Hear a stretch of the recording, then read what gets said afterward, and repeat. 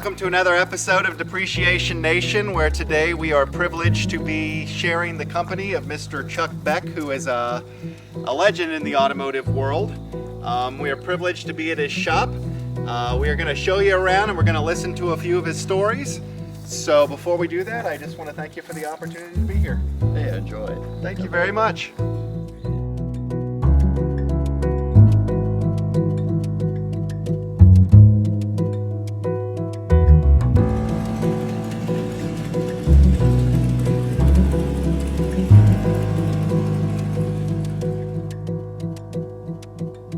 One picture you might get a kick out of. I would love to see it. Oh, that'll stuff here. That's the picture. That's the Shogun in anger. That is the picture that Mr. Leno showed on the second segment that he did about this car. Said it was on the cover of the brochure. Yeah, Chuck here. It's 904 in anger mode. You notice she's carrying a wheel, but all the rest of the tires are firmly planted. Right. And the car does pretty good. We were at Daytona, and he's coming up behind a 935. They get up on the banking. One 935 pulls away. I thought, shit, I've done everything I know to do to that old motor. And I wish I had it lightweight. Get about halfway down the back straightaway, aerodynamics came our way, and he just drives on past the 935 and gone. He's doing better lap times. So the cars handle pretty good. But yeah, that was the head test driver for Lamborghini. I run into him at Amelia Island, and he's looking at the bike, and he says, "It looks comfortable." Well, get on. He gets on. Well, how does it sound? Flip the switch, hit the button, boom, and you bring it up 1500 RPM. It has Spanish Webers on it instead of the Italian Webers. The carburetors are kind of funky, so I just bought a new set of carburetors for it. And he pointed that out. Those are not right. Well, it's also not supposed to be on a motorcycle, so. But he'd bring it up 1500 or so. Well, normally they spit back out the carburetors. I said, it's in fucking Italian Webers, you know. He got a laugh out of it, but we just have fun with it. That's what the bike's about. Yeah. Just, I don't care how tough your bike is, we got a tougher one. You know? When we were down at Sebring there, I was riding it from the truck over to a show area, pull up at a traffic light beside a guy with one of the Chevy bikes. Well, he's sitting here on a Chevy bike, he feels tough. He passes over there, he looks, I said, "Hey buddy, where's the rest of your motor?" He'd like to drop his bike laughing. That's the kind of shit we'd use a bike for. But, where did you get the engine, and what was the point? I know that the story goes you had a spare V12 laying around. Yeah. Okay. Well, a friend of mine in Houston had a bunch of shit, and he had this old Lamborghini that had a cockpit fire. I had a replica that we had played around with of the early pontoon Testarossa Ferrari. I was thinking about building those, and I couldn't get any interest in the car. So one day he was on my ass, "I want that damn thing." I said, "Well, give me about 15 grand and the old Lamborghini." "What are you going to do with that?" "I don't know. I'll do something." So I pulled the engine, the gearbox, suspension, anything usable mechanical off of it. I took the rest of it to the spasher, and I didn't have anything to do with the motor for a while. But well, initially I'd got a little 4-cam V6 Maserati motor with triple levers. I was going to build a bike. Okay. But a V12's got to be better than a V6. Of course. What does it weigh? I don't know. Okay. It's not real heavy. The crankcase, I mean, it probably goes 900 pounds, but the crankcase... About as much as a big Harley, except with a 400 horsepower V12. Yeah. Okay. Well, I think it's 375, but anyway. You know. But see, the crankcase is magnesium. The rest of it is aluminum. So even though it's fairly large, it's not real heavy. That's amazing. And then how are you powering the back wheel? Initially, I hooked everything up to a Porsche 5-speed transaxle. Okay. And I got into it a ways, and I had a ratchet type shift mechanism worked out and crap. And the hell with this? I really don't need it, so I put a VW Type 3 automatic in it. Wow. So I just bump it in gear. When I go somewhere, I don't want to bump it in reverse and back up. I take off down the street. That is That's neat. pretty cool. So it has a 3-speed automatic. That's pretty neat. So this is I'm just, a friend of mine painted it, and it had disc brakes on it. I converted it back to drum, went through the engine, the gearbox, all the front suspension, everything. So every nut, bolt, screw in has been out. okay. And I'm waiting on some upholstery for it. Is it supposed to be a concourse car, or is it supposed to be Just to be a nice driver. powered by the motor that's supposed to be in it?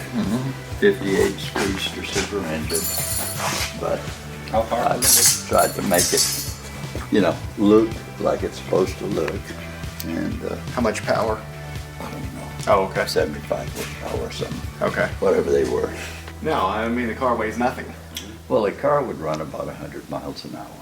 A lot of the pieces are missing, so, what I was doing here now, there's a trim piece that goes around here, and I'm just making a pattern with this thin metal, and then I'll make about a 90 thousandths aluminum piece that actually goes around here and gets upholstered. But this nice thin stuff cuts easy for making a pattern. So how much work is left? Would you say the car is 50% complete, or? Well, just put the interior in mainly. Okay. I mean, mechanically, it's all done. Okay. But new wiring harness, I mean, look at all the junk down the center tunnel. Everything has been out, rebushed, blah, blah, blah, put back in, so. And the car was originally red, I'm assuming. No, the car originally was this color. Okay. And somebody started a restoration on it 20, 30 years ago, and it was painted red. Well, they took it back to the original Good. light blue. Good call. And, but all of this stuff here actually polished up and looked pretty good. That's So, it's just, So how far off are you on the Kia? mainly, I just gotta get some, I was doing some panels to get my radio speakers up in the front. Okay. Does it then go to the factory and they take it apart and? No, Okay. no, I built them one. Okay. When I'm doing frames, I'll, I have 2 or 3 different kinds of saws, and that way it's worth messing with, That's neat.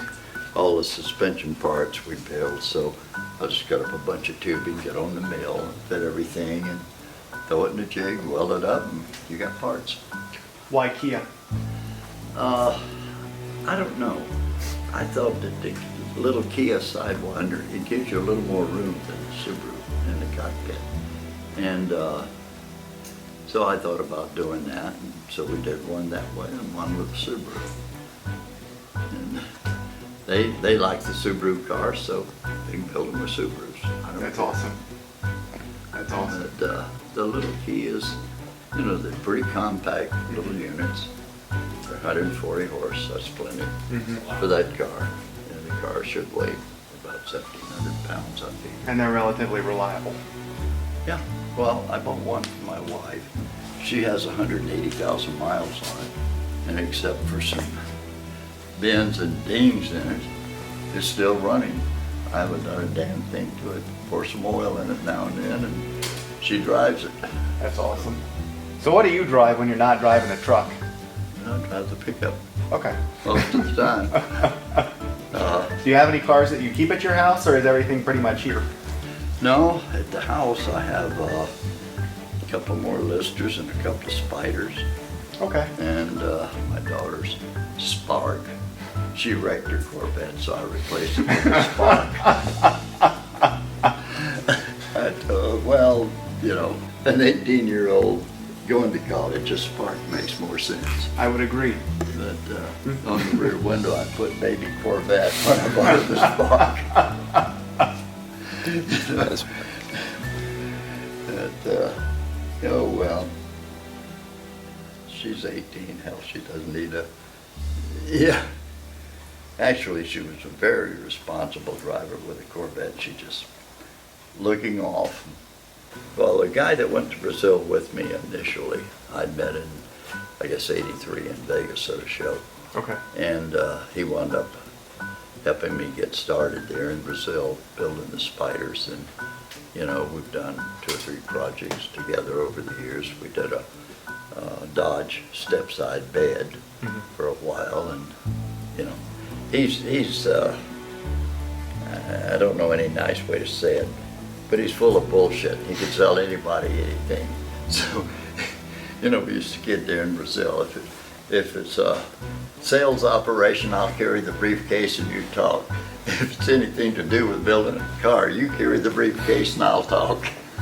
But anyway, I sold them all the projects, and they're doing everything up there. Okay. I just, down here, I built the chassis for the Speedster and the Spider, and if they have or Speedster and the Coupe, and if they have a train wreck, then I'll go up and help them out. Okay. So, 2 of my sons are up there working with them. Okay. Getting in here and welding chassis every day isn't as much fun as it used to be, you know.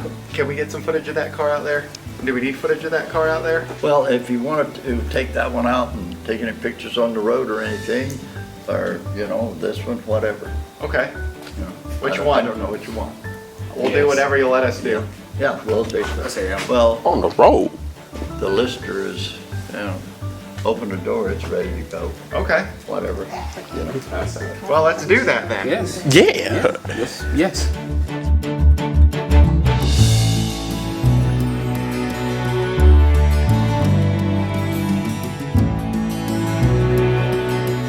I don't know, what do you want to do? Whatever you let us do. I don't care.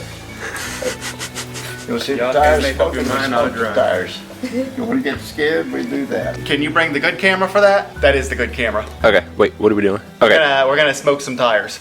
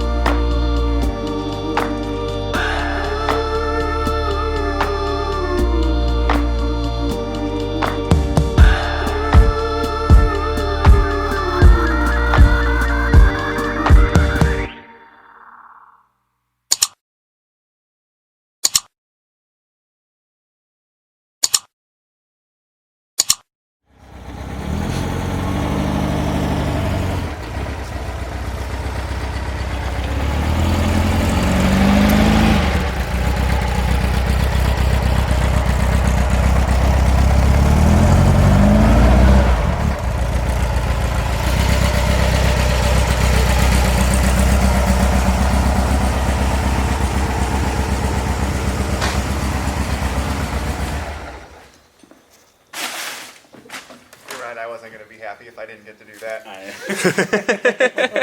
So my very first car was a '74 BMW 2002.